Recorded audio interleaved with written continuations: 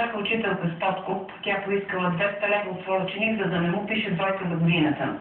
На 52-годишната преподавателка е наложена мярка за неотклонение, задържане под стража, но по-късно съдът я освободи под парична гаранция от 1000 лева. Валя Пълнова е учителка по български език и литература от 29 години. В последните 15 от тях работи в професионалната гимназия по механотехника в Русе. В момента заплатата е малко над 300 лева. В края на учебната година тя иска 200 лева от 12-класник, на когото е писала двойка. Отговорката била, че ако учителката получи парите, ще му оформи крайна оценка среден 3.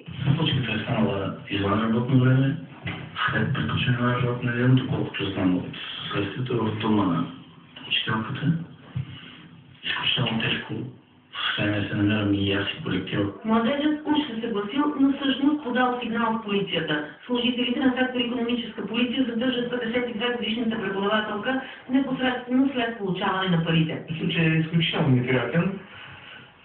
С колежката съм работил много дълго време, то знам се твърде добре и съм изключително изненадан. Просто не повярвах.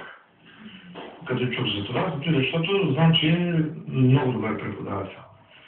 Сега, как се е изкушила? На преподавателката е повдигнато обвинение за подкуп, което според наказателния кодекс се наказва с затвор до 6 години и глоба.